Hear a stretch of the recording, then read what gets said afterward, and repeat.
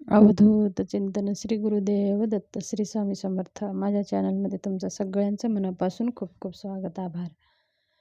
तुमच्या सगळ्या चांगल्या इच्छा पूर्ण करू अशा आपल्या गुरुचरणी वंदन करून आजच्या व्हिडिओला सुरू करूया.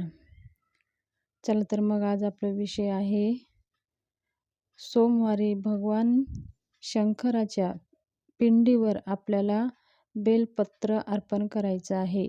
आपल्या कोणत्याही इच्छा असू द्या, कठीणातले कठीण काम असू द्या, कोणतेही काम आपले होत नाही, आपल्या कामामध्ये अडथळा येतो, मनासारखी नोकरी प्राप्त होत नाही, आपल्याला व्यवसायामध्ये वृद्धी होत नाही, अशा वेळेस आपल्याला भगवान शंकराच्या पिंडीवर सोमवारी हे 5 बेलपत्र आपण अर्पण केल्याने आपल्या सगळ्या कामना तर पूर्ण होतातच होतात आणि ज्या अशक्य गोष्टी आहेत ते शक्य घडतात.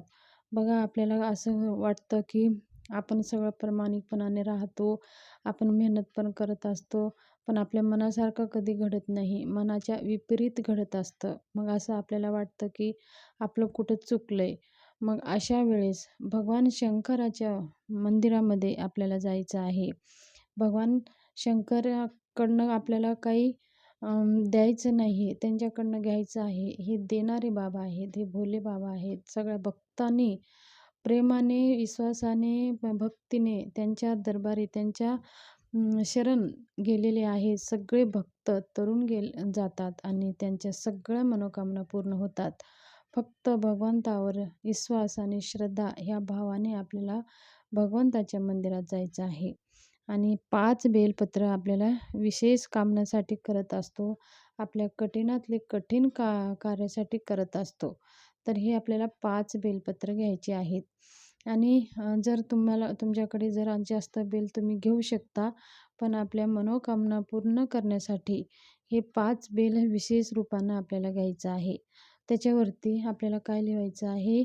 ओम नमः शिवाय. प्रत्येक एका पानावरती ओम नमः शिवाय असं आपल्याला 5ही पानावरती लिहून घ्यायचं आहे. आणि ते आपण अष्टगंधानं लिहायचं आहे किंवा पिवळं अष्टगंध असेल तरी चालेल, पण आपल्याला कुंकूनं लिहायचं नाही. तर आपल्याला ते बेलपत्रावरती ओम नमः शिवाय लिहून घ्यायचं आहे आणि एक तांब्याभर पाणी घेऊन जायचं आहे आणि भगवान शंकराच्या मंदिरात सरळ आपल्याला जायचं आहे. आणि तुम्हाला अगरबत्ती, दिवा वगैरे घेऊन जायचा असेल, काही प्रसादला घेऊन जायचा असेल तरी पण तुम्ही घेऊन जाऊ शकता. पण आपल्याला एक पाणी आणि 5 बेलपत्र, एक तांब्याभर पाणी आणि 5 बेलपत्र घेऊन जायचं आहे, मंदिरात जायचं आहे आणि भगवान शंकराच्या पिंडीवर पाणी अर्पण करायचं आहे. आणि जे काही ते आपण 5 बेलपत्र घेऊन गेलेले आहेत आणि ते 5 बेलपत्र 5 विशेष जाग्यावरती आपल्याला ठेवायचं आहे आणि आपली मनातली इच्छा सांगायचं आहे भगवंताला की तुम्ही कोणत्याही कार्यासाठी हे बेलपत्र तुम्ही अर्पण करता. पहिलं तर आहे गणपतीला, म्हणजे आपण शिवपिंडीवर आपण बसतो. आपण शिवपिंडीचा जो जलाधारी असतो तो उत्तरेकडे असतो. तर आपण उत्तरेकडे तोंड करून जर बसला तर आपल्या जलाधारीच्या साईडला गणेशाचं स्थान असते. मधी जिथून पाणी खाली वाहत जातं तिथं अशोक सुंदरीचं स्थान असतो आणि आपल्या डाव्या हाताला भगवान गणेश कार्तिकेय स्वामीचं स्थान असतो. आणि जिथं भगवान शिवपिंड आणि खालचा जो तो भाग पैस भाग आहे, ती पिंड ती जॉईंट केलेली आहे, ती माता पार्वतीचं स्थान आहे. असे हे 4 बेलपत्र आपले झाले आणि एक बेलपत्र भगवान शिवपिंडीवरती आपल्याला ठेवायचे आहे.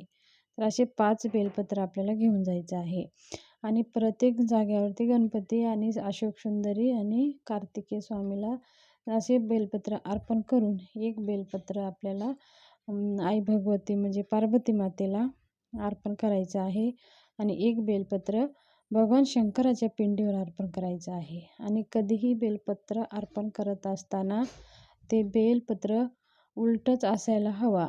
जसं ते मऊ भाग, त्याचं जे सॉफ्ट भाग आहे तो भाग भगवंताला वरती ठेवायला पाहिजे आणि जो खडतर भाग आहे ते वरती असायला पाहिजे. ते भगवंताला ते खडतर भाग स्पर्श होऊ नये, सॉफ्ट भाग स्पर्श व्हावं.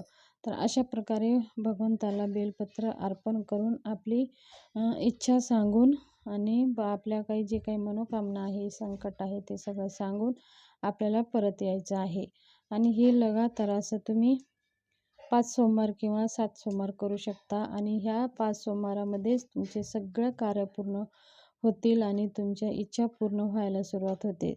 आणि हे उपाय अनुभवसिद्ध उपाय आहे. तुम्ही हे उपाय जरूर करा. आवडला असेल तर सबस्क्राईब जरूर करा.